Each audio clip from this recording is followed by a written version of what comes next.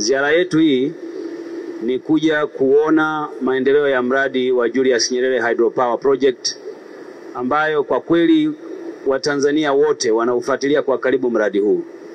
Kama mnavyofahamu, tulianza mara ya kwanza, tukapata mashine ya kwanza baada ya kuwa imekamilika mwezi wa pili mwaka wa jana.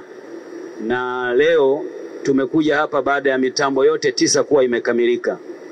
Chukua nafasi hii kwa kweli kumshukuru sana Mheshimiwa Dr. Samia Suluhu Hassan, Rais wetu wa Jamhuri ya Muungano wa Tanzania, ambaye amekuwa na msukumo mkubwa sana kwenye mradi huu, kwa sababu aliupokea ukiwa kwa kweli 30% hivi wakati wa utekelezaji wake, na kwa kipindi kifupi cha ndani ya miaka 4 ya uongozi wake ameweka historia nyingine ya kukamilisha huu mradi kwa wakati. Leo tumekuja hapa tukiwa mawaziri wa sekta zote ambazo tunashughulika na mradi huu, kwa sababu kwa kweli mradi huu hausimamiwi na sekta moja, yani sekta ya nishati.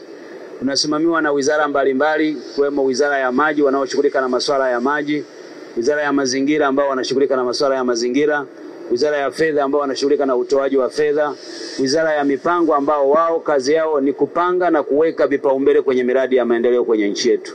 Tumekuja leo tukiwa wenye furaha kubwa kwamba sasa mitambo yote 9 imekamilika, inazalisha umeme, na nafurahi kuwajulisha Watanzania kuwa ile ndoto ya kuwa na umeme kutoka kwenye chanzo hiki kikubwa hapa Afrika, yani kwenye bonde la mto huu Rufiji, imekamilika baada ya msukumo mkubwa wa Mheshimiwa Rais. Kwa hiyo tunamshukuru Mungu, tunamshukuru Mheshimiwa Rais, na nataka niwahakikishie Watanzania kuwa chini ya Dr. Samia Suluhu Hassan iko tayari kuwapatia umeme wa Tanzania, umeme wa uhakika, na mradi huu ni mmoja wa miradi mikubwa ambayo tumekwisha kuijenga. Wakati huo tunaendelea sasa kuimarisha miundombinu ya kuwapelekea umeme wa Tanzania ili hali ya upatikanaji wa umeme kwa nchi yetu iwe ya uhakika zaidi.